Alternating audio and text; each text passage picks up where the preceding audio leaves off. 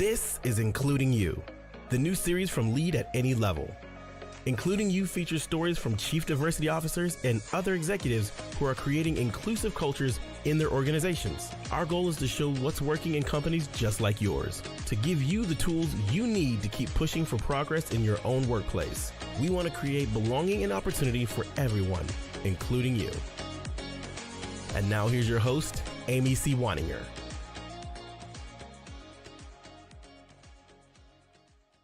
Welcome back to Including You. I'm your host, Amy C. Waninger. My guest today is Elisa Stampf. She's the CEO and co-founder of Insure Equality. Insure Equality is a nonprofit tech company committed to creating cultural change within the insurance industry by amplifying the voices that are typically excluded or minimized. Insure Equality has impact across 30 or more states with pledge signers, storytellers, volunteers, and more, reaching close to 600 individuals. This is a topic that I'm sure my listeners and viewers know is very near and dear to my heart, having worked in the insurance industry myself for over a decade. Elisa, welcome to the show. Thanks so much for having me, Amy. I'm so glad to be here. I am always excited to talk about insurance, probably a little bit to the annoyance of people around me, because believe it or not, a lot of people don't like to talk about insurance. When I first got into the space, it was a little over 10 years ago. I was so excited to be able to tell people, because, I'm a big kid now, I'm an adult, this is what I do. And almost instantly, the glaze that would come over their face and the conversation ender that it was saying that I worked in insurance. I know, I have that feeling. I lived it. Absolutely. We get to be two peas in a pod today talking about this topic. And I want to start with the insurance industry has a reputation for being pale, stale, frail, and male. Yes. And I'm not going to say that reputation is completely undeserved, but I think that it's unfortunate because there is so much opportunity in the insurance industry for people to have really good careers, really solid middle-class incomes with or without a degree. There is my favorite thing about the insurance industry is that it is absolutely a part of everything, right? Insurance makes all economic investment possible. And insurance on its best day is there for people on their worst day. And I can't think of a better industry to have been a part of, to be a part of, to want to serve, to want to expand opportunity within than the insurance industry. But you and I both know that there are some problems in the industry in terms of who feels included and who gets to be heard and who gets those opportunities. Can you talk a little about that? Yes, and we were talking beforehand and you said that I was going to have to shut you up about insurance. I think you're going to have to shut me up just as much, because I came into the industry after I fell in, much like many of our stories in the industry. It's not necessarily one that back in the day you just chose. It typically chooses you. And I remember having the same feelings you did about it. Of, oh my gosh, this industry is in everything. It's like the mycelium. If you're like a biologist, it's like the mycelium under the forest. It touches everything. And whether or not you're a business owner, you still are interacting with insurance on a day-to-day basis. I think for me, it's also, like you said, it's a great place to earn an income. It's a wealth generating industry. You can be a business owner with no degree. I think for that reason, it stands apart from a lot of other industries. That being said, it's not what we've found, that reputation is that it typically halts you if you don't look a specific way or act in the way that others do. And it is unfortunate because I think we've lost out on long-term innovation. I think we've lost out on perspective. And I think ultimately, and most unfortunately, we haven't been serving our communities in the way that they deserve to be served. And I think by pulling into the conversation, not just our voices or people that look different from the stale, male, pale, frail, we can also start to pull in the general public. Because as you pointed out so adeptly at the beginning, you can't start a conversation with, let's talk about insurance. It's almost immediately going to be over. That being said, I think it's valuable to have people be excited about what is insurance? What can it do for me? And how can it change the landscape? It doesn't just affect the economy, it affects everything that you do. It affects whether or not you are able to buy a home. It affects whether or not you're going to be able to insure your car or go on that road trip. There's trip insurance now that we're grateful for in the concurrence of a pandemic. So we have to be mindful of the fact that because it has been a conversation ender, we haven't done the best that we could do to move it forward, both from an innovation standpoint and from an inclusion standpoint. And I think you bring up a good point too, because not only does insurance touch everything, everyone needs it. And because the inside of the insurance industry is not representative of the outside of the insurance industry, there are entire communities, families, demographics, racial and ethnic populations that are underserved or unserved by the insurance industry. And when that happens, we're talking about destroying family wealth, destroying businesses, losing intergenerational wealth. And so there's this underpinning of, if people don't feel comfortable in the space, right, they are less likely to pursue coverage. They're less likely to understand their coverage, get the right coverage, ask or be asked the right questions to ensure that their coverage is accurate. I know I've talked to Precious Norman Walton about this ad nauseum as well, right? That there's just, when you don't feel comfortable in a space, you don't get the richness of the communication that you need to make a good informed decision, or you don't go into the space at all. And what that means is there are entire sections of cities that are under or uninsured. There are entire communities that are under or uninsured.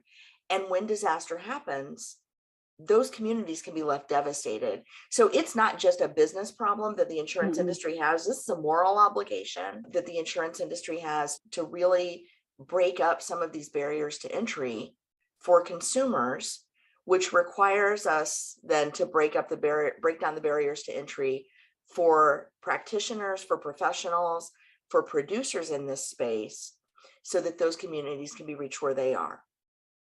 Well said in here. I would also say that it goes beyond just including those voices. We have to start recognizing that both consumers and the people that seek to be here are stakeholders.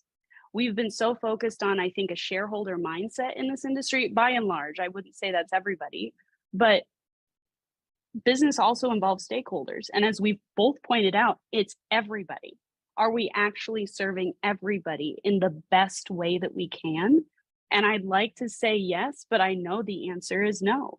To your point, we've got, I would, as you were saying, underinsured, the back of my mind was screaming uninsured, because it's true. I think about all of the disasters we've had over the course of even just my lifetime and career. When I was entering college, Katrina hit.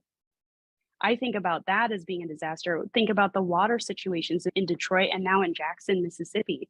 There are so many pieces that insurance could have either been there for or solved for, and that's not even touching some of the other pieces. And by and large, it hasn't been.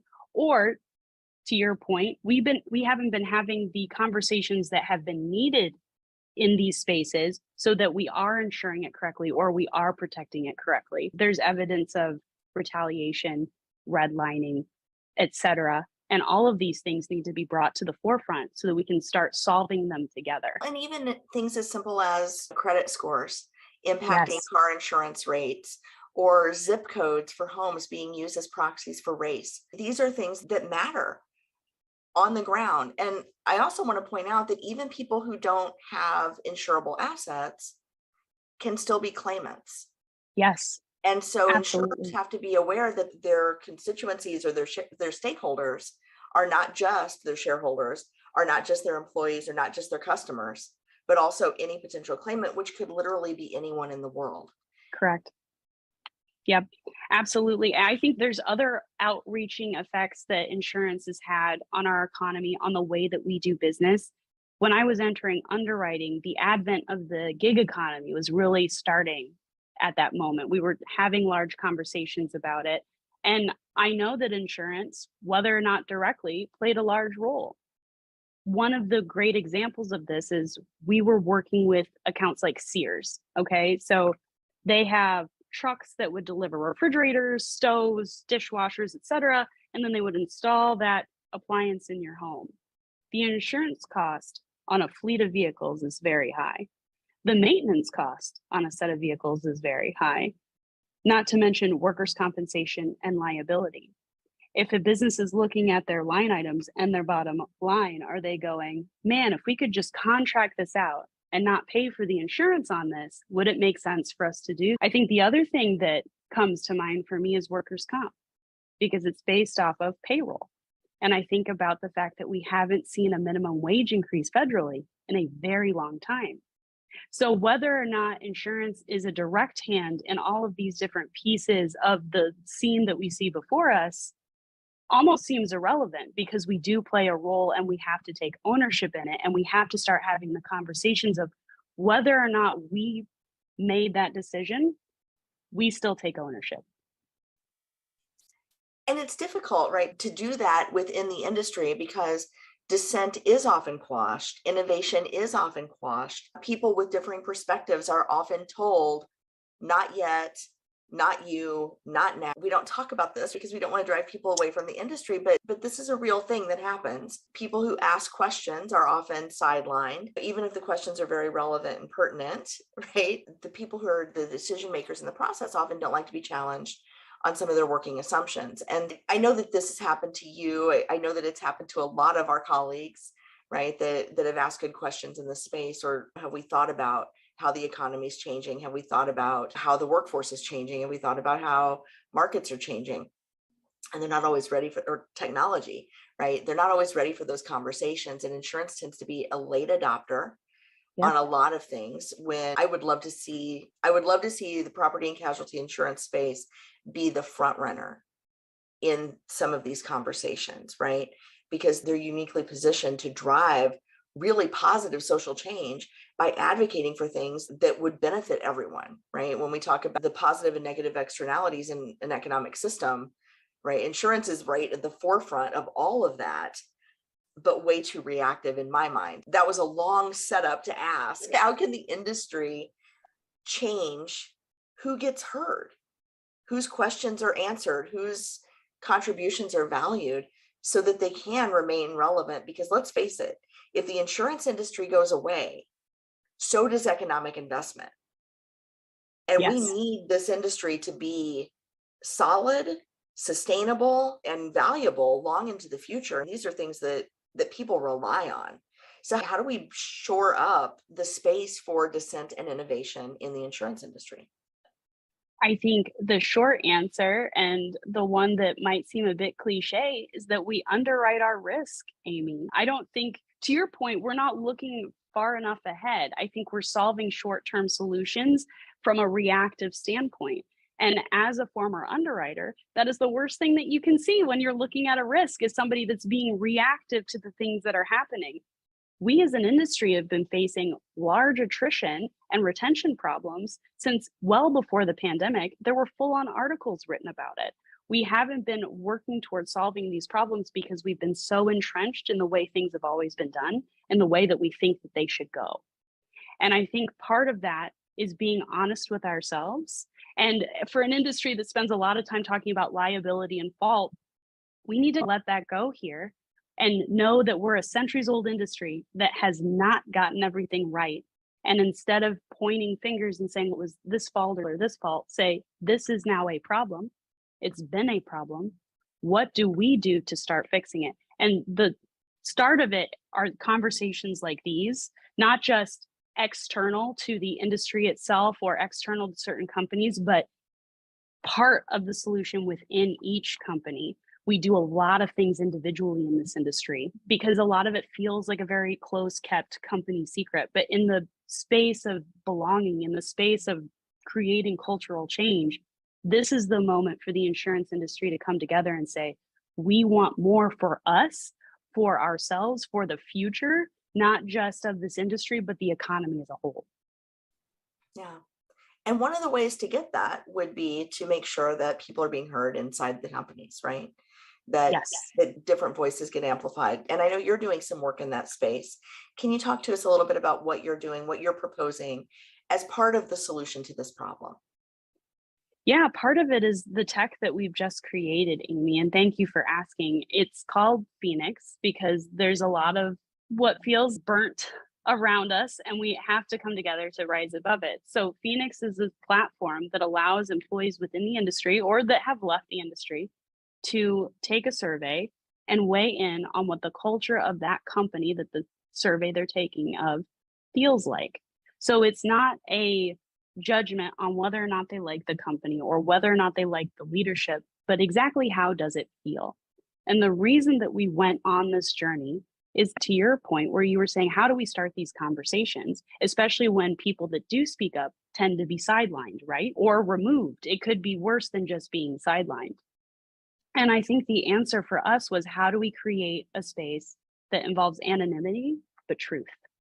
And so we were very intentional in creating different components of culture that mattered to us and mattered to people that we talked with in the industry. So things like accountability, communication, inclusion, recognition, support, these were the topics that kept coming to mind. And so when people take the survey, what it does is it spells out where you fall on each of these different items. And it's important not just for individuals, but for companies too. It's not a judgment. What it does is it says, this is how it feels for your employees to be here or to have been here. So it's really a reflection of whether or not the values you're communicating are really being felt. And that's information that allows you to make change. Because if people are too afraid to speak up, and we know that to be true based off of EOC claims, if people are afraid to speak up, you'll never actually know what it is that you need to solve for. Absolutely. A lot of times people will say, leaders will say, nobody told me there was a problem. And I've been doing a lot of work on this lately in my head space and in my client space as well. And typically it's not true that nobody told you there was a problem, right? But let's just take that at face value. If nobody's ever told you there's a problem, one of two things is true. Either there is no room for improvement anywhere in your organization. That's number one. Or they don't trust how you're going to handle that feedback. Bingo. And so if you're not getting feedback, if you're not getting critical feedback about your organization from your employees, it's either there's no feedback to be given or they don't think you'll handle it well. Now, one of those things is more likely true than the other, and I'll leave it to folks to figure out which one that is. But then I'll also hear, and I did a whole video on this a couple of weeks ago, just a solo video. It's not that nobody didn't tell us, it's not enough people told us, or the right people didn't tell us, or the people who told us didn't tell us in the right way, right? They were too emotional about it, or they were too close to it, or they didn't give us data, or right. And so it's not everybody else's job to give you the feedback in the way that you need to hear it. It's your job when you get the feedback to say, where's the truth in this that I can act upon? What do I need to do? What do I need to investigate? And so what you're doing, it sounds, is giving people that place where they can anonymously provide that feedback. So leaders can't say no one told us, and Correct. they can do it, people, more than one person can give the feedback. So they can't say not enough people told us. And they're getting that feedback in a variety of ways, quantitatively and qualitatively. So they can't say we didn't get it in the right way. So now there's less room to sidestep the feedback, right? Correct. And something that was very intentional for us when we started our journey was to keep this just to insurance, because we know what it's like to work in the space. It is a very unique field in a lot of ways. And so a lot of what you'll see in that survey is geared towards insurance professionals, because we ourselves have been in the industry and we know what it's like to feel that way. It's also why we added something called a safe haven question into the survey. So as you're taking the survey, there's a feather that sits next to certain questions, and that feather represents that question will never be taken, your individual answer, and given to your employer. Because retaliation in this industry is high, and the fear of it is even higher. We talk to people in this industry all the time, people that don't want to be named, they just want to talk about it, they want to be able to feel validated and with a community of people. And there's two themes that always pop up. One is, I really thought I was alone in this. And the second is always, I was too afraid to say something. So we have a lot of work to do. Even if you just look at EOC claims, by and large, nearly 65% are dismissed. There's 49% that have retaliation. 63% of people that do report are ultimately terminated. So we need to be thinking about this as a whole, as an industry, and say, are we actually not getting feedback, or are people too afraid to give it to us? Just like you pointed out. And there's another side to this too. It's not just the employee feedback. You also have a pledge for CEOs, right? Can you talk a little bit Yes, about that and what the intent is behind that and what that actually does? absolutely. And thank you for that. Yeah, that one was a big piece for us too, because millennials and Gen Z, and they're not the only groups, but this is the data that we've been looking at, care very much about putting their money with companies that share their values. They also really care about working at those companies. It's no longer enough for a large section of the population to just put in an application at a job, get a paycheck, and go home. They want to feel connected to the work that they're doing in a different type of way. So for us, it wasn't just about saying, hey, let's sign something and put it on the internet. Let's be intentional about it. And what are the pain points that we feel? And so the pledge is really just 4 pieces. It's allow people the space, the environment to feel safe coming forward. That's number 1. And for most of us, that should seem pretty easy. Number 2 is when someone does come forward, listen to them, hear them out, and take an appropriate course of action. Believe that individual. People don't often try to out something that happened unless it was really bad. We really weigh that within ourselves.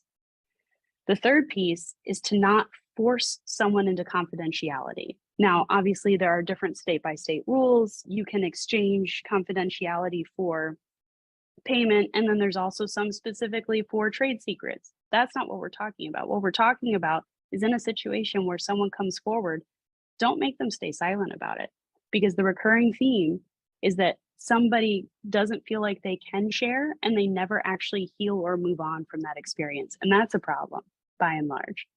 And then the last piece has a lot to do with the fact that this industry is a really large industry that has a lot of third parties in it. So if you have partnerships with entities that have caused harm to an individual within your organization, or you hear about it outside, you address it with this organization and they refuse to do anything about it, and the relationship. This was actually born out of something that I frequently experienced as a marketing rep. As I would go to and from different agencies, there was this very average conversation that seemed to happen that was just part of the culture, where a marketing rep would hand off an agency to you and they would go, all right, Amy, don't go into this room by yourself. Don't talk to if you're wearing a skirt. This is the person that you want to talk to if you get all of the information that you need. And what we're finding is people know that there are issues within organizations. We've just decided that it's okay because we get X amount of dollar of revenue, or we've had the relationship for X amount of years. And I think we've come to a point in our history where we have to say, is that enough anymore? So what we're saying is make it known, not just to your employees, but the rest of the industry, that you are committing internally and externally to making a change. I think that's so important, because when a company draws a line and says, this is a line we will not cross under any circumstances, it does send a clear message about what's acceptable and what's not. And if they cross that line with their dollars or their feet, then trust is broken in that moment. And I think people, individuals need to be clear, but I think companies need to be very clear about what's okay and what isn't. And you don't have to draw the line in any particular place, but put one somewhere so people know what to expect and what they can count on. And insurance, the whole industry is based on a promise, right? When you buy an insurance policy, you're buying a promise of how you're going to be treated on your worst day. And I think it's past time for the industry to treat their own employees that way, internally as well, that there's a promise for how you're going to be treated on your worst day, and are they going to have your back? Perfectly said. I wouldn't add a single word. Thank you, Elisa. I am so excited about the work that you're doing in the industry. I know that there are a lot of folks who have signed on to this, who are giving feedback, who are getting involved. 600 plus volunteers and storytellers and pledge signers is quite the splash to make. And I know you're just in your infancy in this process. Where can people go to find more about Phoenix or about opportunities and accountability in the insurance industry? There's two websites I'll give you, and they're both .org. It's insureequality.org, and there are two E's in the very middle there. So insurequality.org, and then phoenixrise.org. Insure Equality is where you can check out the pledge. You can check out, please donate. We are a 501c3 organization. There's other resources there, like a toolkit for leaders. And then phoenixrise.org is separate so that we can keep the rating site separate. But please go there, check out the companies that are currently rated so that you can see how that's displayed. And if we don't have your company, please ask us to add it. Excellent. Elisa Stampf, thank you so much. I'm so grateful for you and the work you're doing and for your time today. Likewise, Amy, thank you so much. If you've enjoyed this episode, follow Lead at Any Level on LinkedIn and YouTube. Then join us for Including You video simulcast every Thursday at noon Eastern. Including You can also be enjoyed each week as part of the Living Corporate audio podcast series, available on all major podcast platforms. Learn more at living-corporate.com. Including You is brought to you in part by Lead at Any Level, a boutique training and consulting firm improving employee engagement and retention for companies that promote from within. Lead at Any Level. Leaders can be anywhere and should be everywhere. Learn more at leadatanylevel.com. Lead at Any Level and its logo are registered trademarks of Lead at Any Level LLC. The views and opinions of guests on our show do not necessarily reflect the positions of Lead at Any Level, Living Corporate, or the sponsors of Including You. That's it for this week's episode of Including You. Join me next week